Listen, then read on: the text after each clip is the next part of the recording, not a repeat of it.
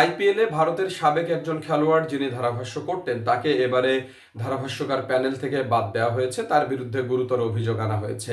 তবে কেন তাকে বাদ দেওয়া হয়েছে সেই বিষয়টা আমরা জানবো এবং তার নাম কি সেটাও এই আলোচনা শেষে জানবো। এর আগে একটু জানিয়ে রাখি যে এবারই প্রথম নয় আইপিএলে ধারাভাষ্যকার হিসেবে বাদ দেওয়ার রেকর্ড।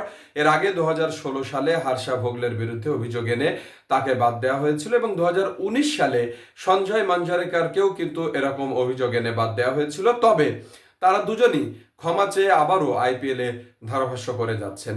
এবার জানাই যে এবার কাকে বাদ দেওয়া হলো। তিনি হলেন ভারতের সাবেক ক্রিকেটার ইরফান পাঠান। তার বিরুদ্ধে অভিযোগ আনা হয়েছে তিনি ব্যক্তিগত বিষয়গুলোকে ধারাভাষ্যে আনতেন এবং তার কারণে খেলোয়াড়রা কিন্তু মেন্টাল হ্যারেস হন।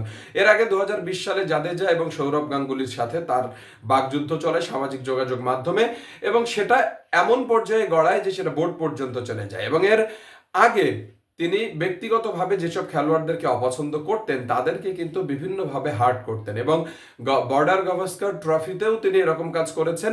একজন খেলোয়াড় নাম প্রকাশে অনিচ্ছুক, তিনি বোর্ডকে এই বিষয়টি লিখিতভাবে জানিয়েছিলেন। বোর্ড সতর্ক করলেও ইরফান পাঠান তিনি কিন্তু সতর্ক হননি, তিনি কন্টিনিউয়াসলি জিনিসটা করে যাচ্ছিলেন, যে কারণে এবার বোর্ড থেকে তাকে বাদ দেওয়া হয়েছে আইপিএল এর ধারাভাষ্যকার হিসেবে।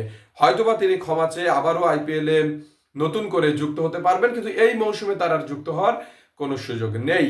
আপনারা এই ভিডিও ভালো লাগলে অবশ্যই লাইক করবেন, কমেন্ট করবেন এবং ইউটিউবে ইমরান জামিল সার্চ করলে পেয়ে যাবেন এই ভিডিও।